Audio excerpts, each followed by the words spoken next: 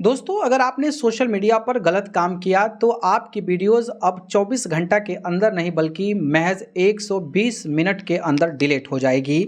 सरकार ने नया आईटी नियम जारी किया है जिसके बारे में मैं आप सभी को जानकारी बताने वाला हूं। तो नमस्कार, मेरा नाम पिंटू सिंह यादव है और टेक्निकल दुनिया पिंटू में आप सभी का स्वागत करते हैं।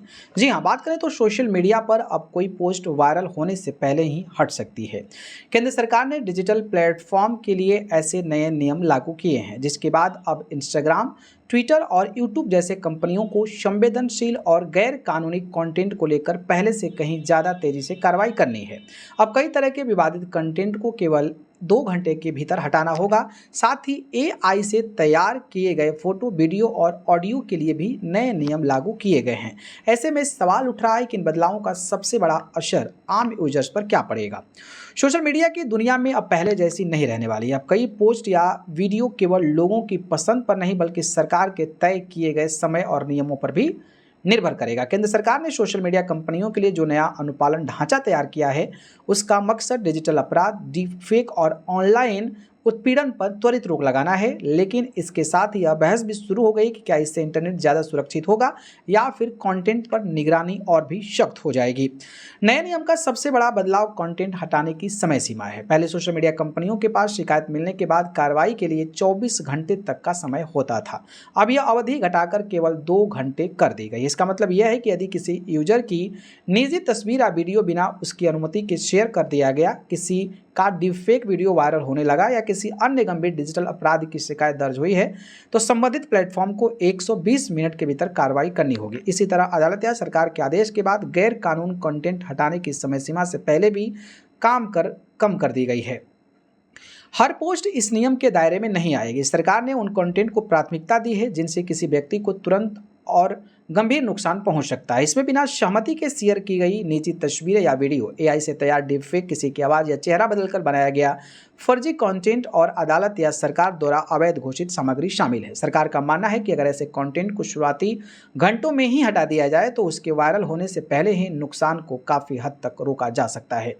नए नियम केवल कंटेंट हटाने तक सीमित नहीं है। आर्टिफिशियल इंटेलिजेंस से तैयार सामग्री पर भी सरकार ने सख्ती दिखाई है। यदि कोई फोटो, वीडियो या ऑडियो एआई की मदद से तैयार किया गया है तो उसे पोस्ट करते समय इसकी स्पष्ट जानकारी देनी होगी। यानी यूजर को बताना होगा कि कंटेंट पूरी तरह आंशिक रूप से एआई से बनाया गया है।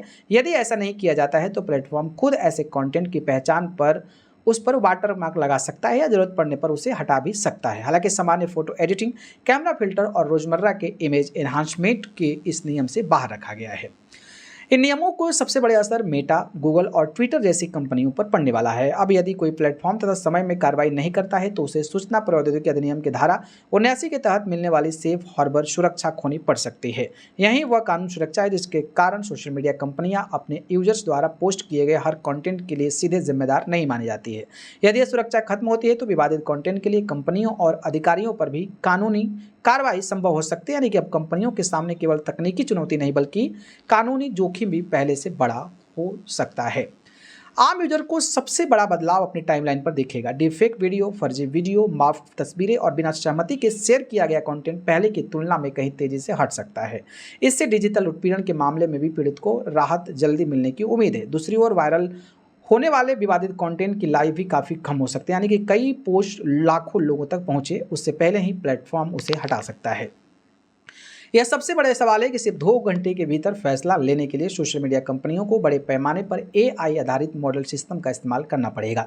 ऐसे सिस्टम कई बार व्यंग्य, राजनीतिक टिप्पणी, पत्रकारिता या सामान्य चर्चा को भी गलती से नियमों का उल्लंघन मान सकते हैं। यानी कुछ सही पोस्ट भी अस्थायी रूप से हट सकते हैं। इसी वजह से कुछ लोग मानते हैं कि तेज कार्रवाई और अभिव्यक्ति की स्वतंत्रता के बीच संतुलन बनाना आने वाले समय की सबसे बड़ी चुनौती होने वाली है। बाकी जिस तरीके से सरकार ने यह नियम बनाया है, आप लोगों को क्या लगता है, यह क्या सही नियम है? कमेंट करके बताइएगा और ऐसे इंटरेस्टिंग वीडियोज के लिए हमारे चैनल टेक्निकल दुनिया पिंटू को सब्सक्राइब करके जुड़े रहिएगा।